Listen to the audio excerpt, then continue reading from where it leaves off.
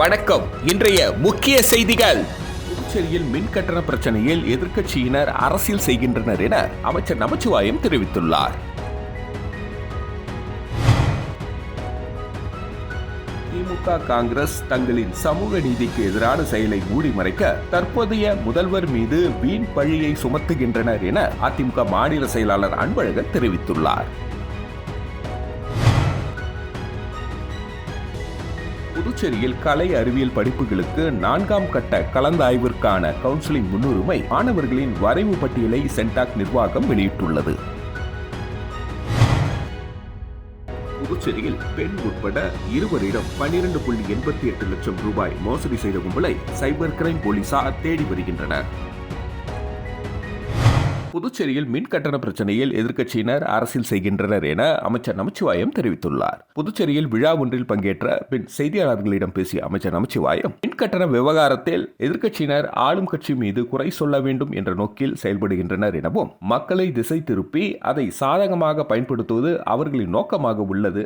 இதனால்தான் தவறான தகவல்களை பரப்புகின்றனர் எனவும், இது தொடர்பாக விரிவான விளக்கத்தை ஓரிரு நாளில் அளிப்பேன் என்று தெரிவித்தார். மேலும் மின்துறை தனியார் மயமாக்கத்தை வைத்து எதிர்க்கட்சியினர் அரசியல் செய்ய நினைக்கின்றனர். தனியார் மயம் குறித்த வழக்கு நீதிமன்றத்தில் நிலுவையில் உள்ளது. அரசியல் உள்நோக்கத்தோடு அரசுக்கு கெட்ட பெயர் ஏற்படுத்த வேண்டும் என்ற எண்ணத்தில் மீண்டும் மீண்டும் தனியார் மயம் பற்றி பேசி வருகின்றனர் என்றார். திமுக, காங்கிரஸ் தங்களின் சமூக நீதிக்கு எதிரான செயலை மூடி மறைக்க தற்போதைய முதல்வர் மீது வீண் பழியை சுமத்துகின்றனர் என அதிமுக மாநில செயலாளர் அன்பழகன் தெரிவித்துள்ளார். புதுச்சேரி அதிமுக தலைமை அலுவலகத்தில் செய்தியாளர்களிடம் பேசிய மாநில செயலாளர் அன்பழகன், திமுக துணை அமைப்பாளர் 10% இடஒதுக்கீட்டு பிரச்சனையில் பொய்யான தகவல்களை கூறி வருகிறார் எனவும், இந்த சட்டத்தை மத்திய அரசு அமல்படுத்தும் பொழுது இந்தியாவில் எதிர்த்த ஒரே முதல்வர் எடப்பாடி பழனிசாமி தான் என்றும், புதுச்சேரியில் இந்த சட்டத்தை அப்பொழுது திமுக, காங்கிரஸ் கூட்டணி முதல்வராக இருந்த நாராயணசாமி அமுல்படுத்தினார். இதை திமுகவினர் மூடி மறைத்துவிட்டு அதிகாரிகள் அமுல்படுத்தியதாக வசைபாடி வருகின்றனர் எனவும், திமுகவின் திசை திருப்பும் இந்த நாடகத்தை மக்கள் ஏற்க மாட்டார்கள் எனவும், திமுக, காங்கிரஸ் தங்களின் சமூக நீதிக்கு எதிரான செயலை மூடி மறைக்க தற்போதைய முதல்வர் மீது வீண் பழியை சுமத்துகிறது என்றார். இதை மாண்பு முதலமைச்சர் அவர்கள் சட்டமன்றத்தில் அறிவிக்கும் போது, அப்போதைய முதலமைச்சர் நாராயணசாமி அவர்கள் சட்டமன்றத்தில் அறிவிக்கும் போது, இது இடஒதுக்கீட்டை பெற்று வரக்கூடிய தாழ்த்தப்பட்ட, பிற்படுத்தப்பட்ட, மிகவும் பிற்படுத்தப்பட்ட மக்களுக்கு எதிரானதுன்னு சொல்லிட்டு அதிமுக நாங்கள் குரல் கொடுத்தோம். எதிர்க்கும் போது அப்போது இருந்த திமுக, காங்கிரஸ் கட்சியை வாய் மூடி வாயில கையை அப்படி கொட்டிக்கின்னு மௌனம் காத்தீங்க. அப்ப மாண்பு முதலமைச்சர் அவர்கள் இதுக்கு பதில் சொல்லும் போது என்ன சொன்னார்னா, நாராயணசாமி, இப்போ அரசு கல்லூரியில் 150 சீட் இருக்குதுன்னா 10% இடஒதுக்கீடு 15 சீட் அவங்களுக்கு போதுன்னா, இந்த 15க்கு மேல இடங்களை மத்திய அரசாங்கம் நம்மளுக்கு கொடுக்குறாங்க. அந்த அடிப்படையில் இந்த ஆண்டு 25 சீட் நம்மளுக்கு அதிகமாக ஒதுக்கி இருக்கிறாங்க.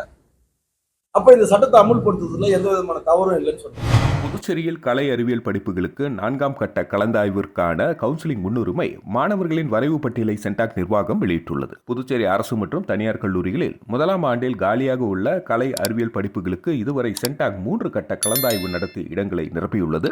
அடுத்த 4ஆம் கட்ட கலந்தாய்வு நடத்த பிடெக் தவிர்த்த கலை அறிவியல் படிப்புகளுக்கு கடந்த 19ஆம் தேதி வரை கவுன்சிலிங் முன்னுரிமை கொடுக்க கால அவகாசம் நீட்டிக்கப்பட்டுள்ளது. இந்த நிலையில் கலை அறிவியல் படிப்புகளுக்கு 4ஆம் கட்ட கலந்தாய்விற்கான கவுன்சிலிங் முன்னுரிமை மாணவர்களின் வரைவு பட்டியலை சென்டாக் நிர்வாகம் நேற்று வெளியிட்டுள்ளது. காரைக்கால் கடற்கரையில் காதல் ஜோடியிடம் காவலர் பணம் கேட்டு மிரட்டிய வீடியோ சமூக வலைதளங்களில் வைரலாகி வருகிறது. காரைக்கால் மாவட்ட கடற்கரைக்கு தினசரி ஏராளமான காதல் ஜோடிகள் வருகின்றனர். அவர்களை போலீசார் மிரட்டி பணம், நகைகளை பறிப்பதாக புகார் எழுந்துள்ளது. சில போலீசார் காதல் ஜோடிகளின் மொபைல் போன்றவற்றை பறிமுதல் செய்து வைத்துக் கொண்டு பெற்றோர்களிடம் தெரிவிப்பதாக மிரட்டுவதாக காதலர்கள் புகார் கூறுகின்றனர். இதனிடையே கடலோர காவல்படை போலீசார் ஒருவர் கடற்கரைக்கு வந்த காதல் ஜோடியை அழைத்து பணம் கேட்டு மிரட்டியதுடன் காதலனுடன் வந்த பெண்ணிடம் தவறாக பேசியுள்ளார். இதனை அறிந்த அங்கிருந்த பொதுமக்கள் அந்த போலீசாரிடம் வாக்குவாதத்தில் ஈடுபட்டனர். இந்த சம்பவம் குறித்து வீடியோ சமூக வலைதளத்தில் வைரலாகி வருகிறது. இந்த சம்பவம் காரைக்காலில் பரபரப்பை ஏற்படுத்தியுள்ளது.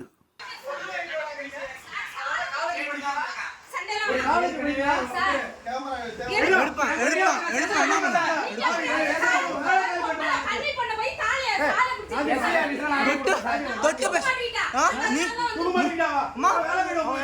அவன் என்ன சொல்லிருக்கான், நீ சாலை எடுக்கலையா இல்ல நான் வந்து உன்னை தொட்டு தூக்க வா பண்ணுங்கிறான்பா.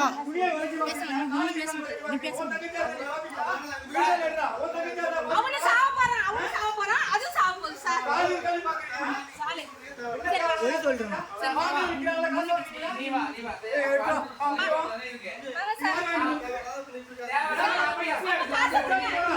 காசு கொடுங்க சார்.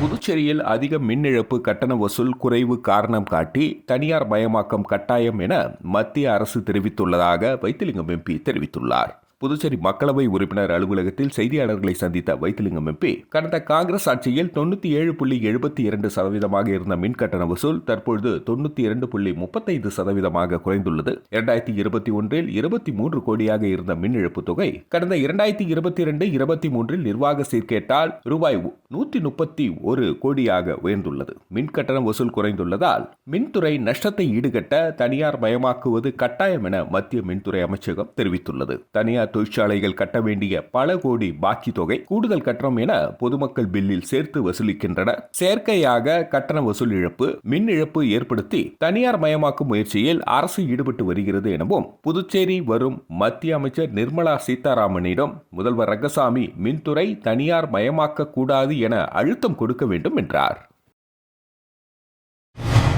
உல்லாசமாக இருக்க பெண் வேண்டுமா என சமூக வலைதளத்தில் விளம்பரம் அனுப்பி 50க்கும் மேற்பட்டவர்களை ஏமாற்றி பணம் பறித்த கடலூர் பெண்ணை புதுச்சேரி சைபர் கிரைம் போலீசார் கைது செய்தனர். தஞ்சாவூரை சேர்ந்தவர் விக்னேஷ் புதுச்சேரியில் உள்ள தனியார் நிறுவனத்தில் மேலாளராக உள்ளார். கடந்த 13ஆம் தேதி உல்லாசமாக இருக்க பெண் வேண்டுமா என வாட்ஸ்அப்பில் தகவல் வந்தது.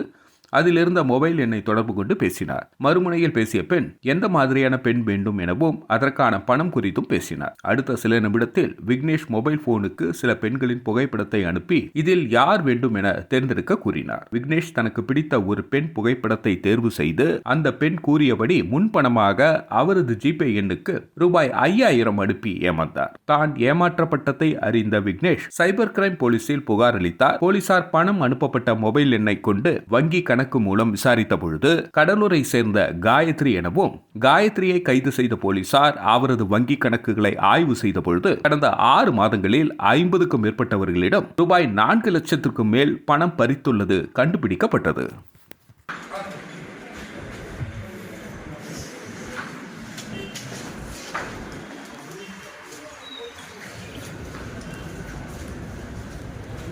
புதுச்சேரியில் பெண் உட்பட இருவரிடம் 12.88 லட்சம் ரூபாய் மோசடி செய்த கும்பலை சைபர் கிரைம் போலீசார் தேடி வருகின்றனர். புதுச்சேரி கரிக்கலாம்பாக்கம் பகுதியை சேர்ந்தவர் ஜெயமாலினி. இவரை மொபைல் மூலம் தொடர்பு கொண்ட நபர் வீட்டில் இருந்தபடியே ஆன்லைன் மூலம் அதிகம் சம்பாதிக்கலாம் என கூறினார். அதை நம்பி அவர் தனது வங்கி கணக்கில் இருந்த 6.88 லட்சம் ரூபாயை அந்த நபருக்கு அனுப்பி ஏமாந்தார். மேலும் 10 கண்ணு பகுதியை சேர்ந்த மன்னார் என்பவரை தொடர்பு கொண்ட நபர் தனியார் நிறுவனம் மூலம் குறைந்த வட்டிக்கு பணம் தருவதாக கூறினார். அதை நம்பி அவர் அந்த நிறுவனத்தில் லோனுக்காக ஆன்லைன் மூலம் விண்ணப்பித்தார். பின் அந்த நபர் லோனுக்கான செயலாக்க கட்டணம் தர வேண்டும் என கூறினார். அதை நம்பி அவர் 6 லட்சம் ரூபாய் அனுப்பி ஏமாந்தார். இதுகுறித்து 2 நபர்கள் கொடுத்த புகாரின் பேரில் புதுச்சேரி சைபர் கிரைம் போலீசார் வழக்கு பதிந்து மோசடி கும்பலை தேடி வருகின்றனர். புதுச்சேரி கவிஞர் தமிழ் ஒளி கல்வி வட்டம் சார்பில் தமிழ் ஒளி நூற்றாண்டு விழா மொழியியல் பண்பாட்டு ஆராய்ச்சி நிறுவன கருத்தரங்க கூடத்தில் நடைபெற்றது. மொழியியல் பண்பாட்டு ஆராய்ச்சி நிறுவன கருத்தரங்க கூடத்தில் கவிஞர் தமிழ் ஒளி கல்வி வட்டம் சார்பில் தமிழ் ஒளி நூற்றாண்டு விழா நடைபெற்றது. அரசு ஊழியர் சங்கங்களின் கூட்டு இயக்க தலைவர் செல்வம் வரவேற்றார். தமிழ் ஒளி நூற்றாண்டு விழா குழு தலைவர் இளங்கோ தலைமை தாங்கினார். ஆதி திராவிட அரசு ஊழியர்களின் சங்க தலைவர் மேகராஜ் முன்னிலை வகித்தார். வழக்கறிஞர் லெனின் துரை, ஈரம் பவுண்டேஷன் நிறுவனர் ராஜேந்திரன் நோக்க உரை ஆற்றினார். கலை பண்பாட்டுத்துறை இயக்குநர் கலிபெருமாள், கோட்டகுப்பம் அஞ்சுமன், செயலாளர் லேகத்தளி கலந்துரை ஆடினார். பேராசிரியர் பஞ்சாங்கம் மக்கள் கவிஞர் தமிழ் ஒளி என்ற தலைப்பில் சிறப்புரை ஆற்றினார். ஒருங்கிணைப்பாளர் ஜானி நன்றி கூறினார். புதுச்சேரியில் அர்ஜுனகுமாரி அறக்கட்டளை சார்பில் நடைபெற்ற மருத்துவ முகாமினை அறக்கட்டளை நிறுவனர் செந்தில் தொடங்கி வைத்தார். புதுச்சேரி அர்ஜுனகுமாரி அறக்கட்டளை சார்பில் பல்வேறு நலத்திட்ட உதவிகள் மற்றும் மருத்துவ முகாம்கள் நடத்தப்பட்டு வருகிறது. அதன் ஒரு பகுதியாக அர்ஜுனகுமாரி அறக்கட்டளை சார்பில் இலவச மருத்துவ முகாம் கருவடிக்குப்பத்தில் நடைபெற்றது. இதில் சிறப்பு விருந்தினராக அறக்கட்டளையின் நிறுவன தலைவர் செந்தில் கலந்து கொண்டு இலவச மருத்துவ முகாமினை தொடங்கி வைத்தார். இந்த முகாமில் இரத்த அழுத்தம், இரத்தத்தின் சர்க்கரை அளவு, கண் சம்பந்தப்பட்ட நோய்கள் மற்றும் காய்ச்சல் உள்ளிட்ட பொது மருத்துவம் என பல்வேறு நோய்களுக்கு ஆலோசனைகளும் சிகிச்சை அளிக்கப்பட்டது. இந்த மருத்துவ முகாமில் கருவடிக்குப்பம் மட்டுமல்லாமல் புதுச்சேரியில் உள்ள பல்வேறு பகுதிகளை சார்ந்த 500க்கும் மேற்பட்ட பொதுமக்கள் கலந்து கொண்டு பயனடைந்தனர். மருத்துவ முகாமிற்கான ஏற்பாடுகளை அர்ஜுனகுமாரி அறக்கட்டளையின் நிர்வாகிகள் மற்றும் கருவடிக்குப்பம் காலாப்பட்டு தொகுதியை சேர்ந்த இளைஞர்கள் செய்திருந்தனர். காரைக்காலில் ஸ்ரீ கோதண்டராமர் ஆலயத்தில் புரட்டாசி 1வது சனிக்கிழமையை முன்னிட்டு ஸ்ரீ லட்சுமி நாராயணன் திருக்கோலத்தில் சேவை சாதித்தார். ஏராளமான பக்தர்கள் கலந்து கொண்டு சுவாமி தரிசனம் செய்தனர். புதுச்சேரி மாநிலம் காரைக்காலில் புரட்டாசி 1வது சனிக்கிழமையை முன்னிட்டு கோவில்பத்து பகுதியில் அமைந்துள்ள புகழ்பெற்ற ஸ்ரீ கோதண்டராமர் ஆலயத்தில் கோதண்டராமர் மற்றும் ஆஞ்சநேயருக்கு சிறப்பு அபிஷேக ஆராதனைகள் நடைபெற்றது. புரட்டாசி 1வது சனிக்கிழமையில் சிறப்பு அலங்காரமாக ஸ்ரீ கோதண்டராமர் லட்சுமி நாராயணன் திருக்கோலத்தில் சேவை சாதித்தார். முன்னதாக காலை திருமஞ்சனம் நடைபெற்றது. அதில் மஞ்சள், பால், தயிர், சந்தனம் உள்ளிட்ட பல்வேறு திரவியங்களால் சிறப்பு அபிஷேகம் நடைபெற்றது. தொடர்ந்து ஸ்ரீ லட்சுமி நாராயணனாக சேவை சாதித்தார். மூலவர் மற்றும் உற்சவருக்கு சகஸ்திரநாம அர்ச்சனையும் மகா தீபார்த்தனையும் நடைபெற்றது. புரட்டாசி மாதம் 1வது சனிக்கிழமை முன்னிட்டு ஏராளமான பக்தர்கள் ஸ்ரீ கோதண்டராமரையும் ஸ்ரீ ஆஞ்சநேயரையும் வழிபட்டனர். காங்கிரஸ் தலைவர் ராகுல் காந்திக்கு கொலை மிரட்டல் விடுத்தவர்கள் மீது நடவடிக்கை எடுக்க வலியுறுத்தி முன்னாள் அமைச்சர் ஷாஜகான் தலைமையில் காங்கிரஸ் கட்சியினர் ஊர்வலமாக வந்து காவல் நிலையத்தில் புகார் அளித்தனர். மக்களவை எதிர்க்கட்சி தலைவர் ராகுல் காந்திக்கு கொலை மிரட்டல் விடுத்து அவதூறாக பேசிய பாஜக மற்றும் சிவசேனா நிர்வாகிகள் மீது இந்திய தண்டனை சட்டத்தின் கீழ் வழக்கு பதிவு செய்ய வலியுறுத்தி புதுச்சேரி காங்கிரஸ் சார்பில் 16க்கும் மேற்பட்ட காவல் நிலையங்களில் புகார் அளிக்கப்பட்டது. இதன் ஒரு பகுதியாக முன்னாள் அமைச்சர் ஷாஜகான் தலைமையில் கிழக்கு கடற்கரை சாலை, சிவாஜி சாலை சதுக்கத்தில் ஒன்று திரண்ட காங்கிரஸ் கட்சியினர் கோஷமிட்டபடி லாஸ்பேட்டை காவல் நிலையம் வரை பேரணியாக சென்று காவல் நிலைய ஆய்வாளரிடம் புகார் மனு அளித்தனர். இந்த நிகழ்ச்சியில் புதுச்சேரி காலாப்பட்டு தொகுதியை சேர்ந்த காங்கிரஸ் நிர்வாகிகள் 100க்கும் மேற்பட்டோர் திரளாக கலந்து கொண்டனர். அதாவது அவர்கள் தவறாக தீவிரவாதி என்று குற்றம் சாட்டி விமர்சனம் செய்த அவர்களை கைது செய்ய வேண்டும் என்று நாங்கள் எஃப்ஐஆர் திருநள்ளாறு பகுதியில் அமைந்துள்ள மேல்மருவத்தூர் ஆதிபராசக்தி வழிபாட்டு மன்றத்தின் 28ஆம் ஆண்டு விழாவினை முன்னிட்டு கலச விளக்கு வேள்வி பூஜை விமர்சையாக நடைபெற்றது. காரைக்கால் அடுத்த திருநள்ளாறு பகுதியில் அமைந்துள்ள மேல்மருவத்தூர் ஆதிபராசக்தி வழிபாட்டு மன்றத்தின் 28ஆம் ஆண்டு விழாவினை முன்னிட்டு வேள்வி பூஜை நடைபெற்றது. இவ்வேள்வி பூஜையை தொகுதியின் சட்டமன்ற உறுப்பினர் PR சிவா மற்றும் மாவட்ட தலைவர் PS வாசன் துவக்கி வைத்தனர். மேலும் இந்த நிகழ்ச்சியில் ஓம் சக்தி ராஜா, முருகையன், ஐயப்பன் ஆகியோர் கலந்து கொண்டனர். மேலும் இவ்விழாவில் 10, 11, 12ஆம் வகுப்புகளில் அதிக மதிப்பெண் பெற்ற மாணவர்களுக்கு பதக்கங்கள் வழங்கப்பட்டு சிறப்பிக்கப்பட்டனர். தொடர்ந்து எளியவர்களுக்கு ஆடை தானமும் அன்னதானமும் வழங்கப்பட்டது. இந்த நிகழ்ச்சியில் பக்தர்கள் திரளாக கலந்து கொண்டு விழாவினை சிறப்பித்தனர். நிகழ்ச்சியின் முடிவில் பொருளாளர் சக்தி முருகையன் நன்றி தெரிவித்தார். மேலும் இவ்வேள்வி பூஜையில் ஓம் சக்தியின் 1008 மந்திரங்கள் ஓதப்பட்டது. இவ்வேள்வி பூஜையில் ஏராளமான சக்திகள் கலந்து கொண்டு அன்னையின் அருள் பெற்றனர். வணக்கம். இன்றைய முக்கிய செய்திகள். புதுச்சேரியில் மின் கட்டண பிரச்சனையில் எதிர்க்கட்சியினர் அரசியல் செய்கின்றனர் என அமைச்சர் நமச்சிவாயம் தெரிவித்துள்ளார். திமுக, காங்கிரஸ் தங்களின் சமூக நீதிக்கு எதிரான செயலை மூடி மறைக்க தற்போதைய முதல்வர் மீது வீண் பழியை சுமத்துகின்றனர் என அதிமுக மாநில செயலாளர் அன்பழகன் தெரிவித்துள்ளார். புதுச்சேரியில் கலை அறிவியல் படிப்புகளுக்கு 4ஆம் கட்ட கலந்தாய்விற்கான கவுன்சிலிங் முன்னுரிமை மாணவர்களின் வரைவு பட்டியலை சென்டாக் நிர்வாகம் வெளியிட்டுள்ளது. புதுச்சேரியில் பெண் உட்பட 2வரிடம் 12.88 லட்சம் ரூபாய் மோசடி செய்த கும்பலை சைபர் கிரைம் போலீசார் தேடி வருகின்றனர். செய்திகளை துல்லியமாக தெரிந்து கொள்ள கிரியேட்டிவ் மீடியா நியூஸ் யூடியூப் சேனலை சப்ஸ்கிரைப் செய்து கொள்ளுங்கள். வணக்கம்.